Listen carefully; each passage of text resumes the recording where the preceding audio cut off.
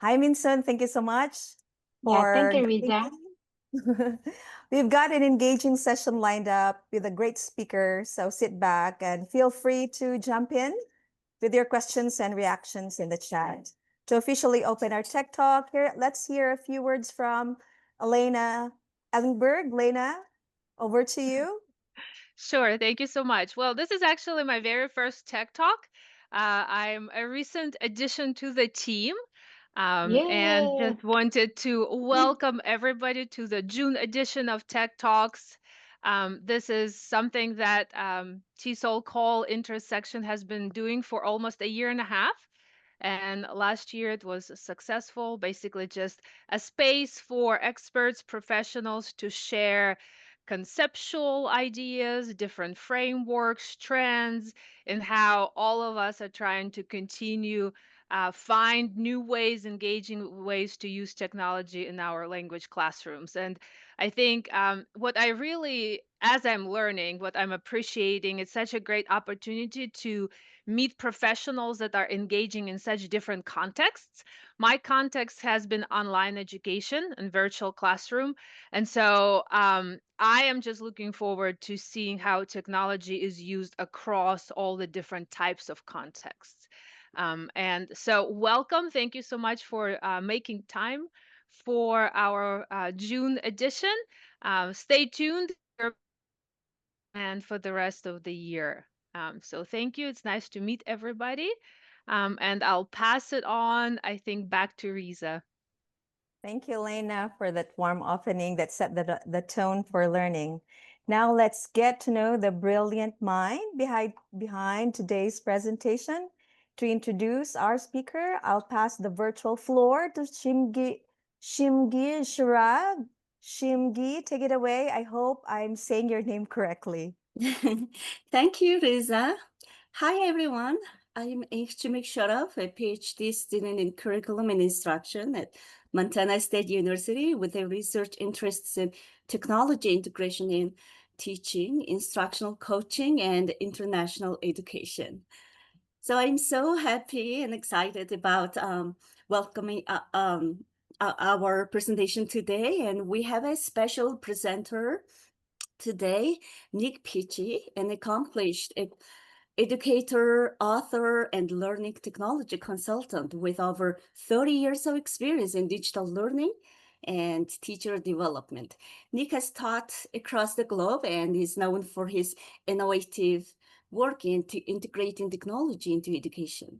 He's also the author of several influential books, including ChatGPT for the language classroom, digital tools for teachers, and hacking creativity, among others.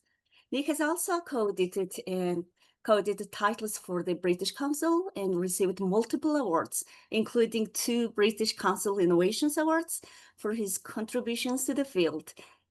His work continues to support educators worldwide, like us, and through his publications, workshops, and consultancy. You can find his books at peacheypublications.com, and I'll put the link in the chat box. Please check this out. By the way, I am also the new addition to the TESOL Call IS, and I am serving as the events manager. I'm so happy to be here. Thank you. Thank you, Shimgi. Let's now dive into the main talk. Nik, the floor is yours. Okay, thank you. I've prepared a presentation which I can give you. I will share a link to it with you at the end as well, if you want to dig a bit more deeply into it. I'm just arranging my screen a bit better now. Okay, that looks a bit better. I'm at the top now. Okay, I've prepared a presentation, but we're quite a small group. So if at any point you do want to dive in and ask questions, by all means do. If you'd rather save them till the end, we can sort of deal with them all at the end. I don't know how long you've got, but I'll try and get through most of this. But it really depends on how many times I stop for questions and things like that. So it's up to you. Okay, let's get started. Thanks for the introduction. I've been, as you said, I've been working in English language teaching for about 30 years now. Before that, I was a guitar teacher. You can see the guitar in the back, up the back there. I started off as a music teacher, actually teaching the guitar to prisoners in a local prison, teaching the blues guitar, and that's how I got interested in teaching. Seems a long time ago now. Here you can see there are images of my books, the books that I've written which are connected with AI in some way. And underneath you'll see these round circles. Those are links to my social media. So if you're interested in following up, seeing the kinds of things I share and discuss on social media, do check those out. And I'll get, as I said, I'll give you a link to the complete presentation at the end, and that will have all the links and prompts and everything like that that I'll be using during the presentation in it. Okay, I'm going to start by asking you a question and seeing, trying to judge some sort of, to see what experience there is in the room. There's a QR code there. If you'd like to scan it, you'll get a little questionnaire, and it's just basically asking you how you've used AI in your teaching and learning, just so I can get a gauge what kind of experience there is in the room at the moment. While you're doing that, I'll have a sip of water.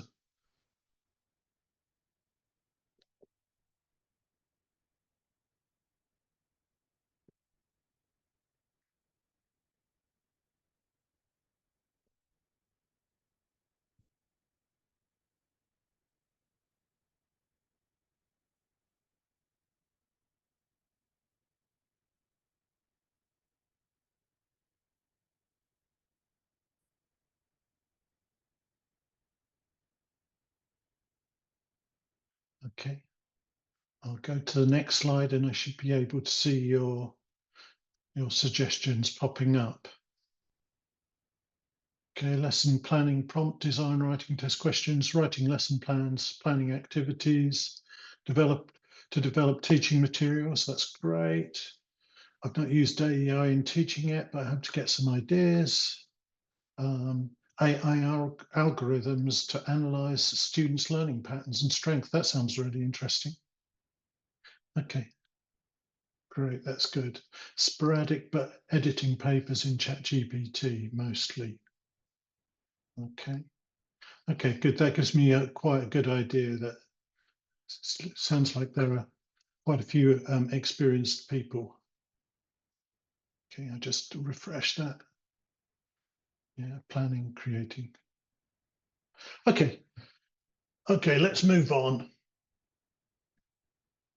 I'll just share a little of my experience. A lot of people seem to think that AI is quite a new thing, but it has been around for quite some time. The first chatbot, for example, any idea when the first chatbot emerged? You can type it into chat if you know. First chatbot, it was called Elvira, and it was actually designed to help people get access to psychological support, people who wanted counseling but couldn't afford it. It was designed as a chatbot to interact with people. And it was a very simple one, and it would kind of just mirror their questions and get them to sort of delve a bit deeper and explore a bit deeper. I haven't seen anyone typing in the dates. I'll tell you, it was actually, I think it was 1967, either 67 or 69, I think. So chatbots have been around for quite a long time. At that time, it was kind of a green screen kind of computer that somebody had to sit at and type into. The first time I used chatbots myself actually was in 2002, I think it was. I was teaching in Morocco.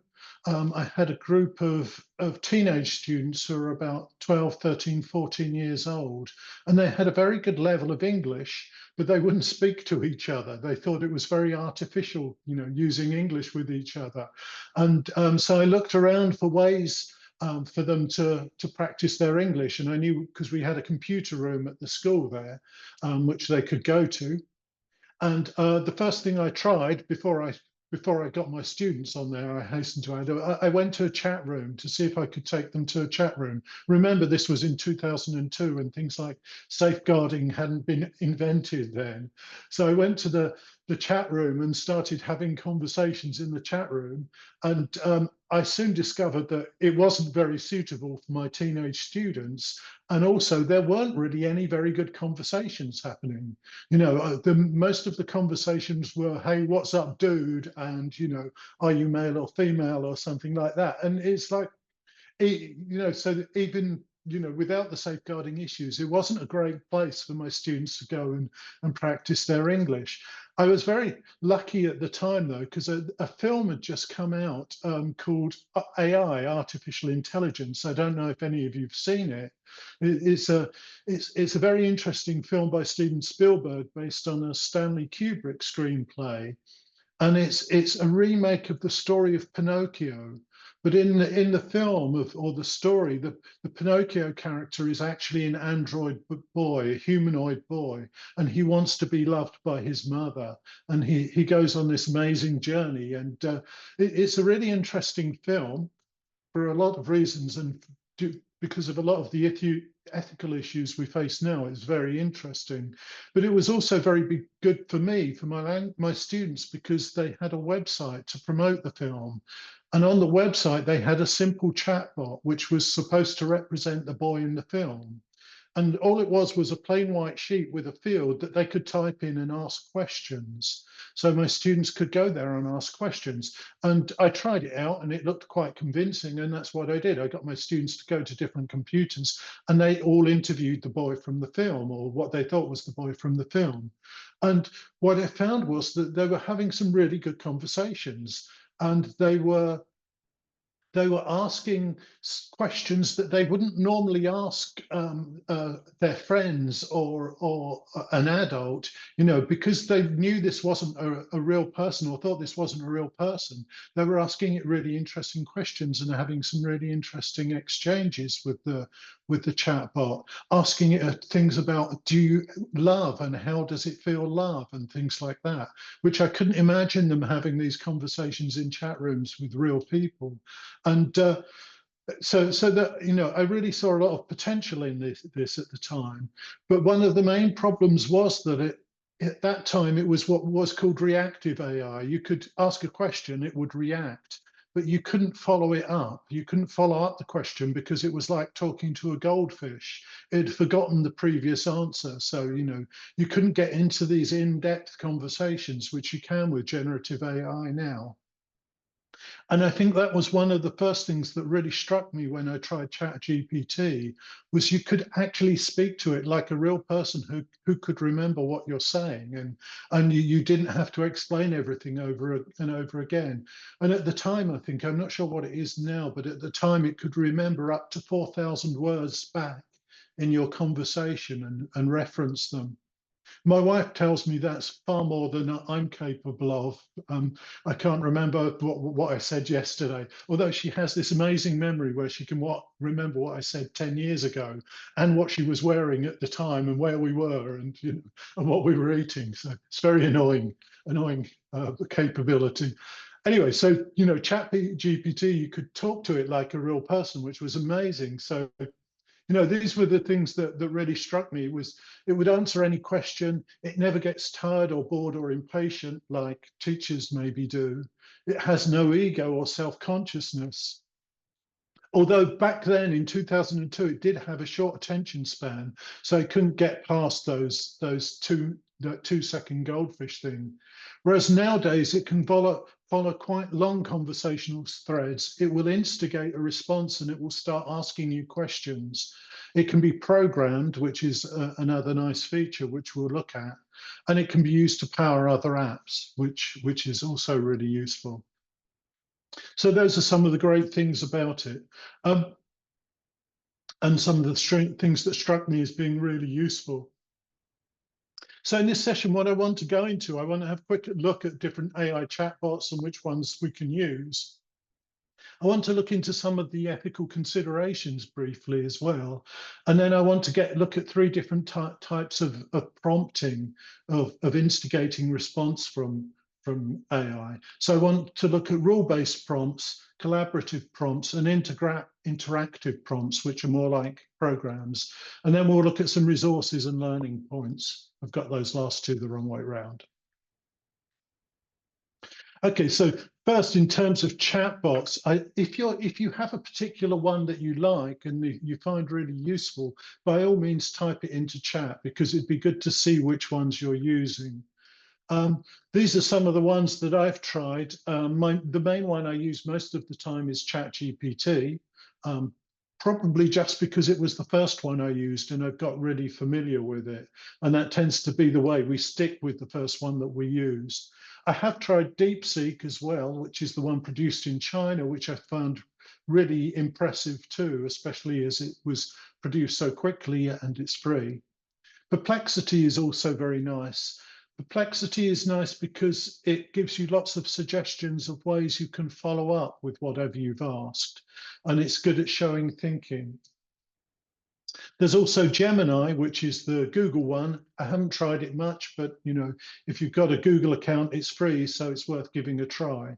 And there's also one called Poe, and Poe is a little bit different because it's like a platform that collects different other chatbots. So you can go and try prompts with different chatbot generators. So if you want to know, if, for example, you have a prompt and you want to know which chatbot it works best with, you can go to Poe and try it with lots of different ones. So that's really handy to have. Okay, so those are some suggestions, and it's great to see that you've posted yours too. So if that's the suggestions, let's get started with the ethical considerations, because those are some of the things that we should think of before we kind of throw our students into the chatbot realm. Again, I've got a QR code here for you. If you scan it, you can type in what you feel are some of the main ethical considerations, and then we'll see how they appear as a word cloud. I'll give you a couple of minutes to do that while I have some water.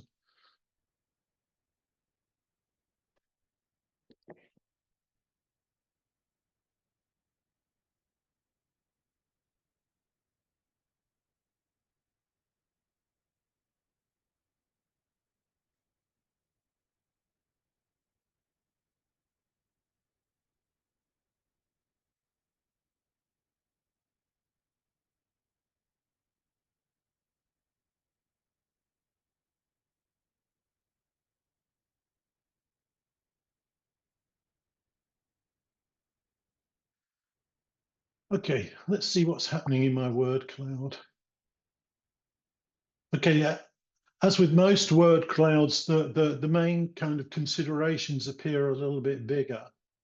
I'll back up and refresh that as well. I've reused this one, so some of these are also suggestions from the CalSig in Vietnam. So some of the biggest words, plagiarism and cheating, always seem to be the main considerations that come up. And I think those are issues, are quite big issues, but ones perhaps that we can deal with through education.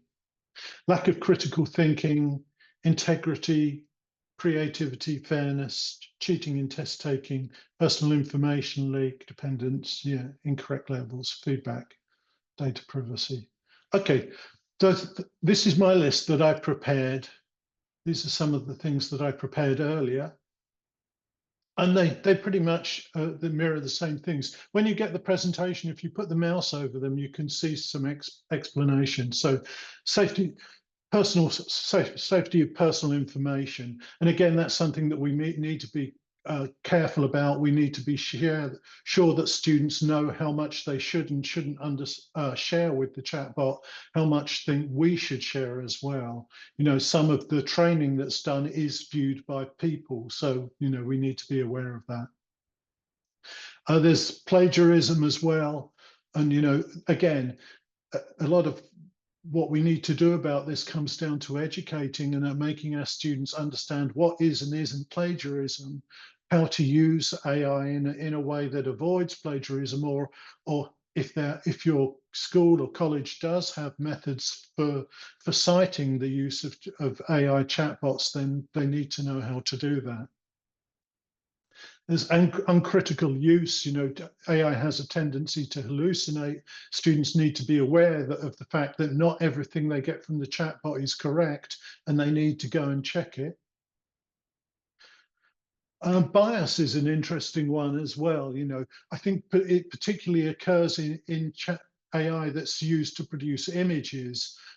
Whenever I go and ask for images of people using AI, they're always very handsome men or always very beautiful women. There's no kind of, if you ask for an old man or an old woman, they're always ugly. If it's like, if you ask for a child, they're always white and blonde. So we have to be aware of this. And I think the more we specify that we want a particular type of person, the more it trains AI actually to produce those types of people as well. Bias also has another interesting aspect, though, because there is one sense in which AI isn't biased, and in which teachers may be. We all know as teachers that there are some students we like more than others. I mean, I think we just can't help it. You always tend to like one student more than another. I'm sure there are teachers who maybe don't like some students for underlying prejudices that they may have, or things that might have happened to them. Whereas at least when our students interact with AI, it interacts with them on an unbiased way. So it will give all of us the same kind of response and the same amount of attention. So that is something quite good about it. Age restrictions are important. We need to be sure what the age restriction is and whether our students are old enough to use it. Identity issues, again, going back to images and audio, it's possible now to create audio and images that sound and look very much like real people, and real people that exist. So, this changes our students' ability to perceive what is and isn't real. Just because they've seen, Madonna kissing Donald Trump in a video doesn't mean that it happened anymore, So sourcing, our students need to know how to source AI if they've used it. They need to know where the information comes from. AI is getting much better at that if you ask it what its sources are. Many platforms do that. I think this thing about erosion of confidence is interesting as well, because I think the more you use it, you start to think, well, it can do a better job than I can. So you stop trusting yourself and have more confidence in the AI's abilities than you do with your own. And I think for students, this is a particularly dangerous threat. They're in that stage of learning and they might feel, well, ChatGPT can do it better. So why should I be putting in the effort? There are issues of equitable access. All of our students have access. Erosion of trust, because we can't believe what's true or what comes from anyone anymore. How can you trust anyone? And I guess the last one is environmental impact. AIs and the training of AI language models is having a huge environmental impact in terms of the amount of energy and resources and water it uses. It's difficult to know what to do about that, really. And I guess we just make sure that we use it for kind of good purposes. But those are all things that I think we need to be aware of and to make our students aware of too, and think about how we're going to deal with them. So in terms of that's in terms of ethical considerations. Now I'd like to get into the sort of more practical side and start looking at some prompts and some ways of prompting. And this is a method of prompting that I call rule-based prompting. I don't know how many of you have practiced writing your own prompts or whether you just do. There's a form of prompting that's very popular called vibe prompting, which is where you just kind of chat with ChatGPT and eventually you get something that you want.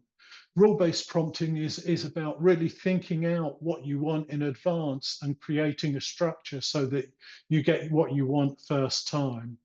So this is an example of rule-based prompting. And it's for creating a play, this example. So And it's been structured in this way. So this is a prompt template which you can edit for your own use. So what I've done is I always start the prompts with act as. And by using this act as and then adding a field of knowledge, it limits where the AI draws its knowledge from. So if you say act as a script writer, it instantly knows what its role is and where it's got to take knowledge from. No, whereas if you just said, oh, well, create a play script, then it's got to search a much broader range of knowledge. So I've got act as a script writer, I tell it what I want it to do, create the script for a play, and then I write in follow these rules. And then I have a number of rules. The play should have, I tell it the number of roles it wants. So for example, 5 roles if I'm doing it with a group of 5 students. The play should be suitable for, and you can describe your students. You can tell it what age they are. You could tell it what nationality they are, what genders they are. The play should be suitable for language level. I use the Common European Framework of Reference here because it's quite good at identifying that, because there's lots of information about it online. So, it does that quite well. And then I give it a topic. So I tell it what topic I want it to write the play about. And you can even specify the style of the writer if you want. So if, for example, if your students are studying Shakespeare or Wordsworth or Pinter or whoever they're studying, you could get it to write a play in that style. I'm going to do a quick demonstration of this. This is a prompt that I'll share with you later. Here's my prompt sheet. I just move this over. So I'm going to get it to create a play. I'm going to copy this. This is a prompt that I've prepared already, if I can get it. There it is. Copy. Okay, I'm going to go to ChatGPT and paste it in. Okay, and what I've asked it to do, I've asked it to write a play with 5 roles for students aged 16 to 18 who are B1 level. The topic of the play is social media, but I want it to write in the style of William Shakespeare. Okay, so if you think about how long would it take you to write that play for your students, I think for me it'd probably be 2 or 3 weeks if I didn't give up before then. We'll see how quickly it can produce it. Okay, and I'll make the screen a bit bigger so you can see. Okay, so then I've got it's called The Scroll of Sorrows. My characters are Lord Digitus, Lady Bella, Servizo, Jester Tick-Tick, and Maiden Livia. We'll have to try and guess which play it's based upon as well. So Act 1, in the garden of the Castle Scrollington, Lady Bella scrolling upon a glowing screen on her phone. And here's the script. Lady Bella, oh wondrous scroll that dost reveal all life. With every touch I travel far and wide.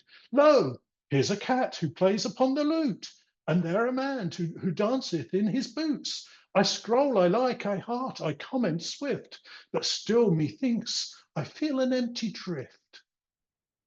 So that sounds very Shakespearean, doesn't it? And so sort of in an instant, we've got this play based on Shakespeare that our students can do.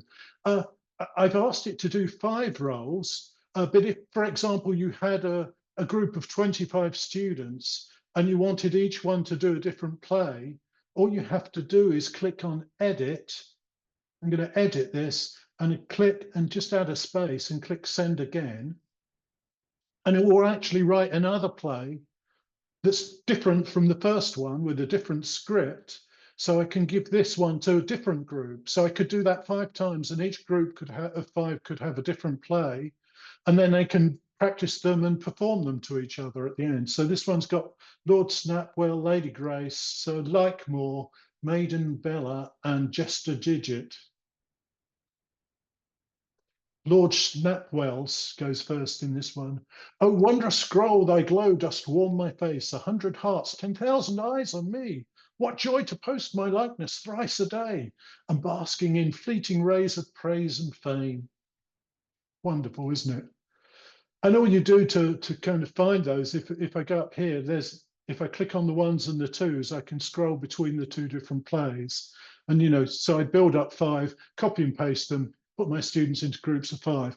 And as I said, that's a rule-based prompt. So you can edit that prompt to produce a play about anything for any groups of students, and you just put in the rules first. You use the prompt once, you instantly get good results, which is really impressive.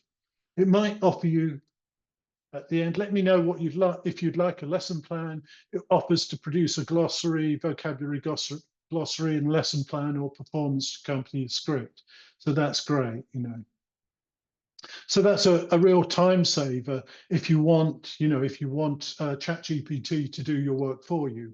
And I think in this example, that, you know, why not? I mean, it would take me years to produce those, and that's something great that my students can do. So I don't feel that, you know, my creativity is anyway infringed there, because, you know, I couldn't do that. So. This is a different prompt. Again, it follows this rule-based prompting, and this one's for creating a glossary. And again, that's a really useful thing that you can get to do ChatGPT or other stuff to do really quickly. Eleanor, you've got your hand up. Do you want to ask a question? Yeah, I would like to ask a question. You welcome the questions, right? Yeah, Yeah. sure. So I'm just curious. So I'm assuming that you're using this ChatGPT accounts for all of your lesson planning. It's just interesting that after you create that play, it asks you, would you like me to create a lesson plan? So it seems like it's a trained account that kind of knows what you normally do in it. Or do you have different accounts for different purposes? How, or have you trained it? No, I haven't trained it, and usually I delete. I've in the settings I've blocked it from using my material for training, so that makes me a bit safer. But because I've put in that it should be a common European framework level, you know, I've described students, it's assumed that I'm a teacher, and it's assumed that I might want those things. So it's thinking about, analyzing intelligently what my future needs will be, which is really kind of impressive, isn't it? Okay, thank Yeah. you. Okay, so this prompt, again, it's using this rule-based prompts template. Excuse me. Again, I've started with act as, and this time it's act as an ESL materials writer. So again, it knows the field, create a glossary based around a text that I should include. And I've asked it to include a number of words, and then I've got rules. And you can sort of ask it to do all sorts of things, as well as definitions of each word. I'd like maybe phonemic symbols or examples or things about word grammar or something like that. And I can tell it what level I want the definitions to be suitable for. So I can describe the level that I want the glossary for to make it really simple. And then I've put at the end, if you understand these instructions, please ask me to enter the text. Okay, so I've got an example prompt ready. So I'll just copy that from here, and you can grab these from here later on. I'll give you a link to this sheet.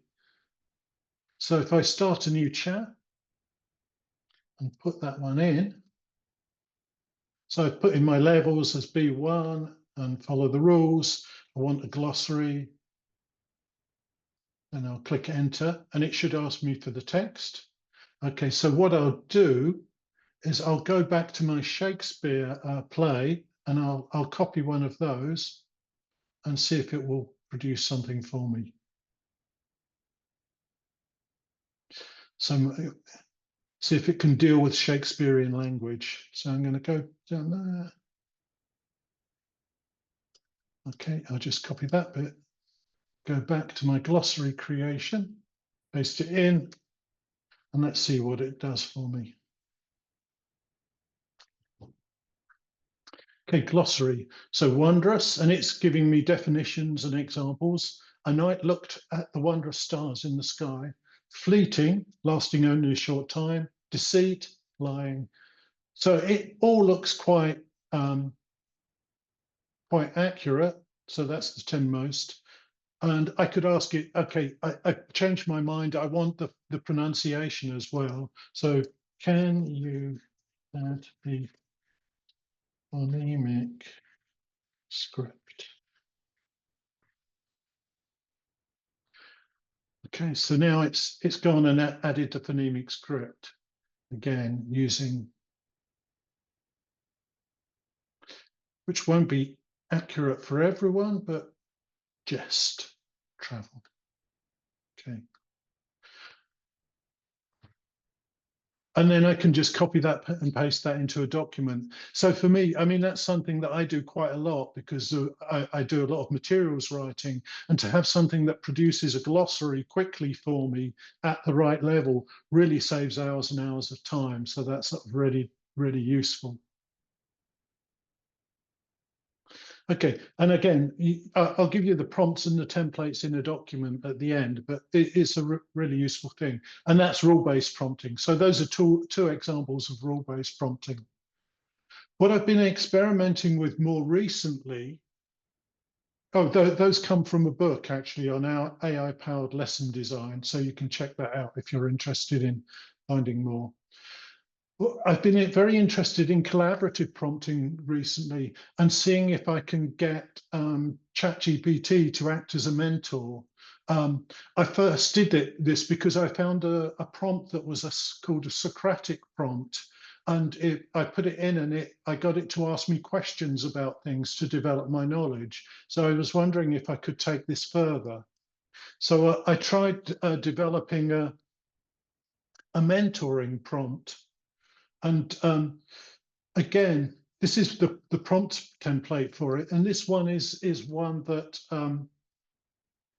that helps me write reflection. I don't know how many of you keep a teacher's journal and you write your reflections after teaching a lesson. It's something that, you know, I've always taught people to do on teacher education programs. I've been taught to do on teacher education programs, and yet I think hardly anyone actually does it. Everybody thinks it's a great idea. Nobody does it. And part of the reason why people don't do it is because it's like, well, it's just for me. Only I'm going to read it, and it seems a bit kind of self-defeating.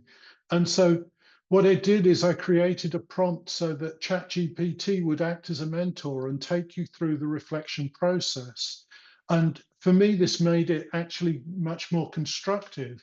So the way I've designed this prompt, I've said, ask ChatGPT to act as a teacher mentor, help me reflect on my teaching using, and then I can add in any framework I want. It could be what, so what, it could be Gibbs cycle of reflection, whatever kind of cycle or thinking framework helps you. Then I ask it to guide me through the process by asking questions and wait for my answer to each question before going to the next one. So it becomes a conversation. And at the end of the reflection process, help me by summarizing the points. And I'm using Gibbs cycle, reflective cycle here. So it's taking me through these 6 steps for Gibbs.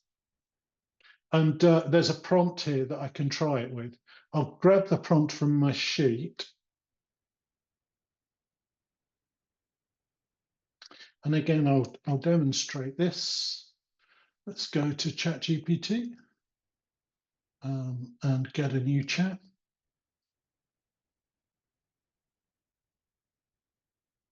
Okay, I'm going to post it in. And this is how it starts. So I'll try and make that a little bit bigger. So it says, oh, that's got in my way. Okay, I'd be happy. It tells me a bit about the cycle of reflection. So first stage, description. What happened? Tell me about a specific incident or teaching moment you'd like to reflect on. Please describe it clearly and factually as you can. What was the context? Who's involved? And again, I could be using a voice to do this. I could be listening to it and speaking to it.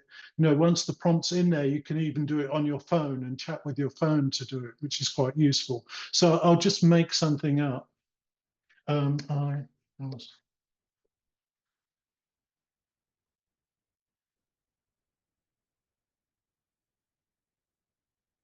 Everything went wrong. There you go. Let's see what it says about that.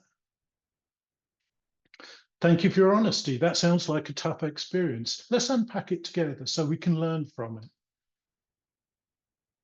So it's asking, it's not satisfied that I've described it enough. It's digging a bit deeper. Could you describe the situation in more detail? Where were you presenting? Who was the audience? What went wrong technically? Or, you know, so it's making me think about it in more depth again. So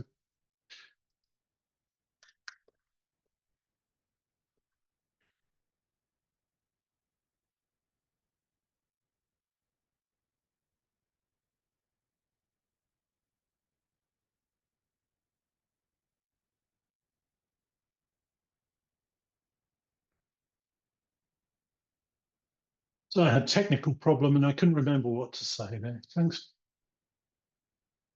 That sounds challenging, especially in front. So feelings, now I can go on to describing my feelings. I won't go through this whole process because it is quite long to do, even if I'm doing it in a very superficial way.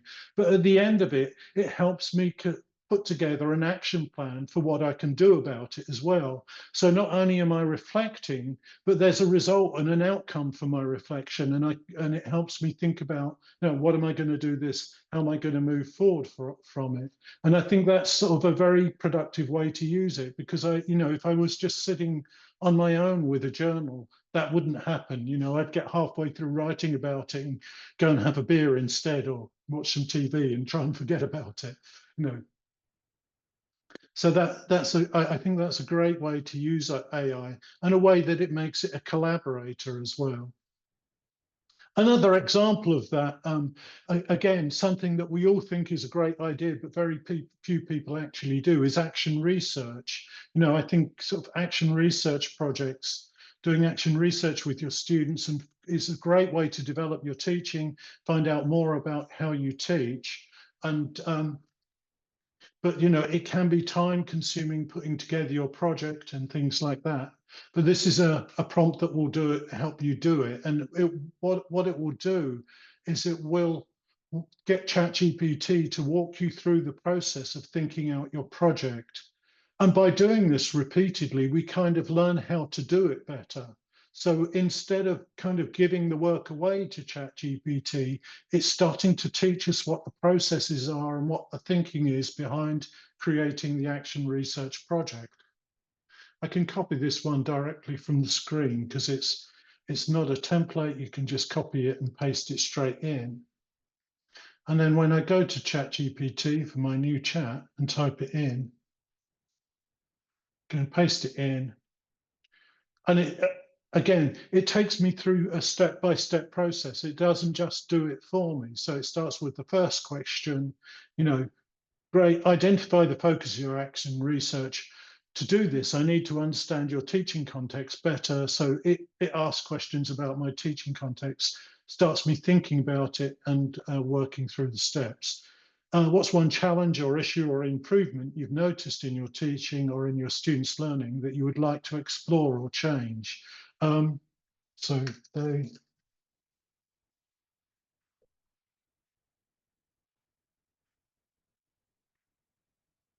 So I could say something like that. And again, so it'll help me explore that. That's a promising point. Sounds really interesting. Next question. What would you like to improve or change or understand better about how students are using AI? For example, critical thinking. And it's giving me suggestions as well, which is really nice, because a lot of us, you know, you kind of think, well, yeah, I'd like to improve my teaching, but yeah, I'm not really sure how. So, you know, so it's giving us suggestions as it guides us through that process.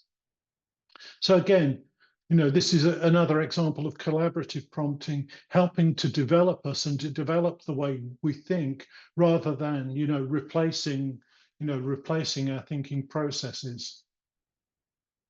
And that's something I call collaborative prompting. And again, these ideas come from a book that I wrote called the Manual of AI Mediated Autonomous Teacher Development, where I developed sort of a whole bunch of these prompts and prompt templates for people to try out and see if they could use them to develop their own teaching. The third type of prompting I want to look at is interactive prompting, and this is another structure, and it's more like programming. What you do is you construct a small program that you or your students can use to give the the AI a specific role. I'll show you an example of that again. For example, this is something you can give to your students, and it's a prompt that will get them to role play with ChatGPT. So instead of putting students in pairs to role play, often, you know, when they do this, it's very unconstructive. They can't think of anything to say. They mess around.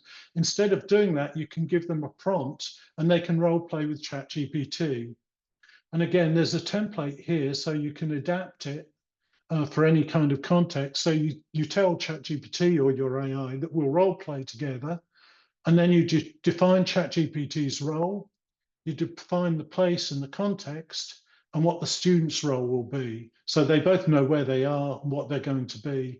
And then you can give it some rules as well. You can tell it about the level, tell it to be concise is a good rule to add, because it tends to talk too much otherwise.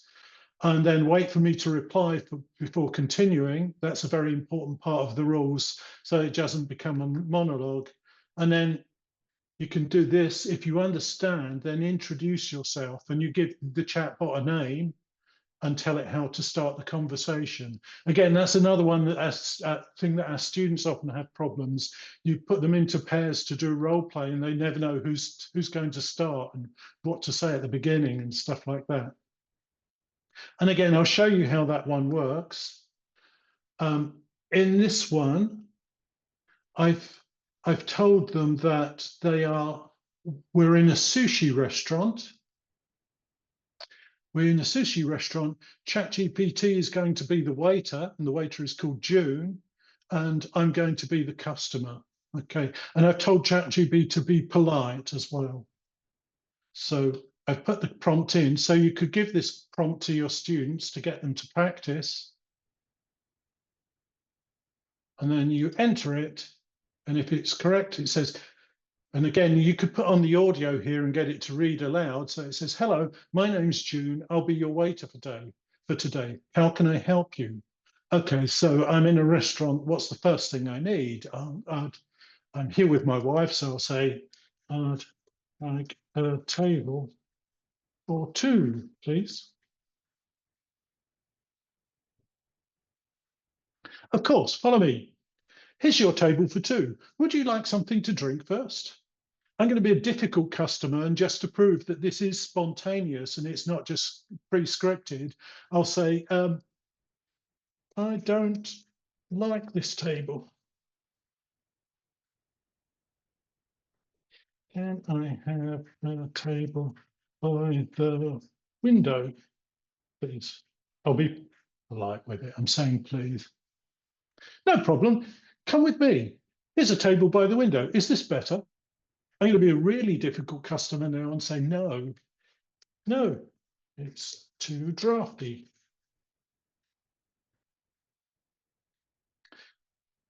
It's a very patient waiter. I understand. Let me find another table for you. How about this one?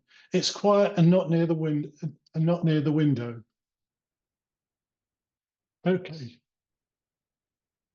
Great. Here's your menu. Would you like still water, sparkling water, or something else to drink?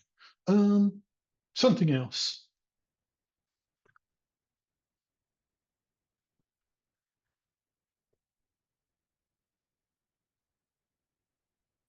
Sure, we have green tea, cola, orange juice, and lemonade. What would you like? So I can continue like this, and it can be completely spontaneous. If your students got the prompt, they can do it with voice. At the end of it, with ChatGPT, you can actually share. If you see the share button up the top here, if you click on it, it will actually generate a link so that your student could share the link with you, so that you could see what they're doing. Or you could give them another prompt and get them to get ChatGPT to give them feedback on their performance. So I could just type in, act as an ESL teacher and give me feedback on my interactions. So if I do that now, of course, here's your feedback as an ESL teacher. What you did well, polite language, clear communication, and it's giving me examples that I use. Good use of functional phrases, suggestions for improvement, spelling typos, P's instead of please, adding specific details. You said something else, you could have soft drink. So it's giving me all kinds of feedback as well. So, you know, it could be a great way for your students to prepare at home for a role play that they do in class. They can get feedback, and then when they come to class, they do a much more kind of polished performance. You could analyze the dialogues and the interactions and build the materials around them, all different ways that you can sort of use that and use it to follow up in class and develop their language. And that's just from this building this kind of simple rule-based program to get them interacting with the chatbot. And we're running low on time, so I'll push on a bit. There's another one of these interactive prompts here, which is this one's a bit different. It's for creative writing, and it's to get your students to think about how to develop creative writing. And you can actually give them the prompt template and get them to edit it themselves. So it says, act as a creative writer. We're going to write a story together. And then you get them to create all the features of the plot. So they think of a time and place when the story takes place. They describe the hero, add some background for the hero, other characters that might be included. The story will describe how and when the story will start, and then it tells it to take it in turns. So when they use this, when they copy and paste it in, once they've developed the plot, they take it in turns to add a paragraph. So ChatGPT or the AI will write the first paragraph, then the student writes the second paragraph, and they take it in turns until the story ends. And this way it becomes a reading and a writing activity. So they read, they get some input of ideas from ChatGPT's paragraph, then add their paragraph and again, take it in turns. And again, you could either get them to share a link with their finished story so that you could see what they're doing, or you could get them to prompt ChatGPT to give them feedback and some corrections, input some ideas and revise it. So again, that's a really useful one to use. Yeah, I've just seen Elena's comment about using CEFR, Common European Framework of Levels, for stipulating levels. It's getting much better at doing that. Sometimes it does go a bit high or a bit low, but then I think, you know, it's not an exact science anyway, I don't think. Okay, so those are my three different types of prompting that I've explored. You know, I had the rule-based one first, which gets it to do the work for you, the collaborative prompting where you interact with it and it helps to develop you. And then the third one is kind of like programming, where you can act as a partner with it and interact with it as it would be another student. So I hope those are interesting and useful for you. In terms of resources, if you're interested in finding out more, I publish a newsletter, an educational technology newsletter. So if you can sign up for that, it's free. If you're interested in following, I publish them once a month. They have some AI tools and some links to interesting articles. I also curate. I've spent the last 15 years curating educational technology tools that I find, and I add them to a site called Tools for Teachers and Learners. Again, if you want to follow that, you can scan the QR code or do it later. And I also kind of have a site where I curate background reading. So any articles that I think are interesting that are connected with educational technology. So if you want to follow up on those, by all means do. I also, if you want something free, I wrote a book for the British Council called AI Activities and Resources for English Language Teachers. You can download this one for free, and it has, I think it's about 45 different things that you can use AI for if you're as a teacher. And again, you can either scan the QR code or get it later from the presentation. what else? There's a link to my books. If you're interested in any of my books, by all means follow those up. And just want you to have a think about learning points before we move on. Here, there's the link to the spreadsheet that I've been showing you with the different prompts in, and all those resources are there, and links and some description. If I go back, you can scan the QR code for that, but I'll also put a link into chat now. So there's a link to a Google Doc there. So if you want it on your phone, scan the QR code, or if you want to get all the prompts and the links to resources, it's there in the Google Doc. That's been a bit of a rush, and we've got a few more minutes left for something I'd like you to do now, and that is just sort of try and think about, I'll give you a few minutes to try and think about what your key learning points you think will be from this session and what you'd like to know more about. So I'll just give you a couple of minutes, I'll be silent, you can think about those things.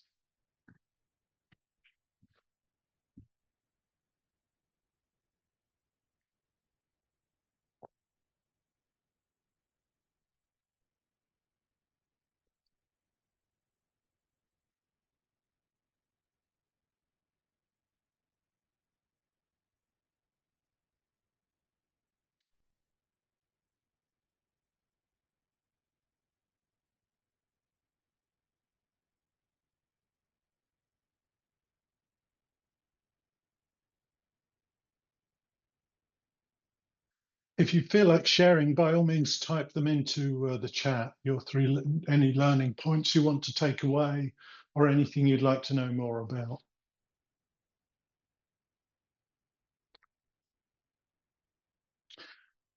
While you're doing that, I'll copy and paste the presentation link into chat.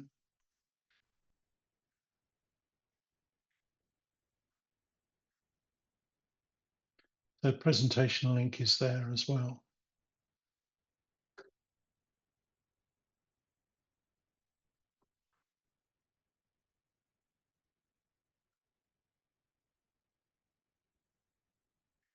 Yeah, there's a comment about wanting to make prompts for different purposes. The prompting is actually much easier than a lot of people think. If you start to look at a few, it's easy to start to find patterns, particularly the rule-based prompting. You know, once you've done a few, it does get much easier.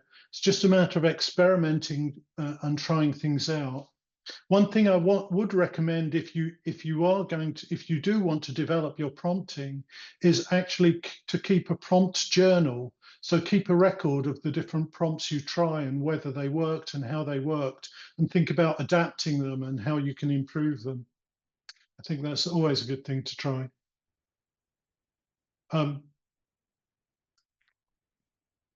There's the QR code for the presentation if you haven't got the link from chat. Happy to answer any questions if you have any questions that you'd like to ask, or if anything's coming to mind.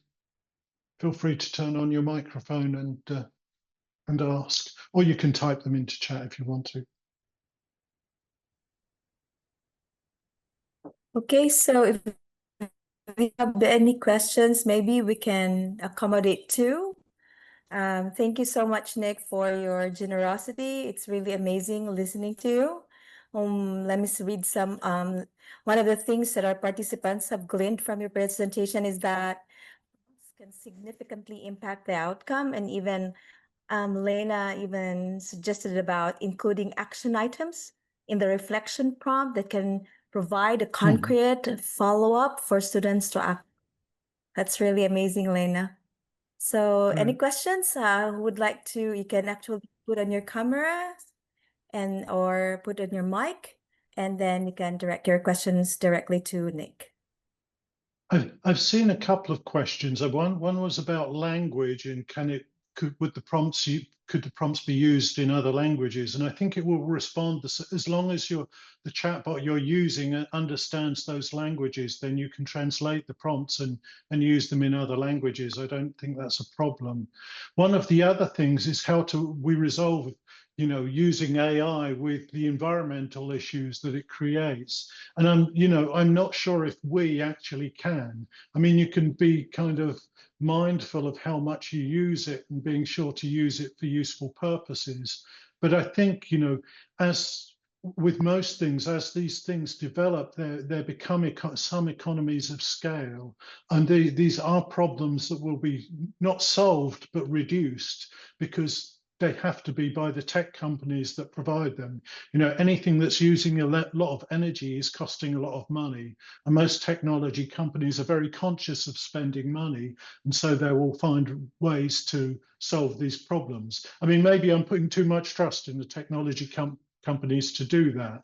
But, by the same right, I think it's very difficult to move backwards once you have these tools, and we know that they can help students. It's very difficult not to use them and say, oh, well, we can't use that because it's using X amount of electricity or however many glasses of water. I'm not really sure how much it is, but I think it is something to be mindful of and to put pressure on technology companies to solve these problems.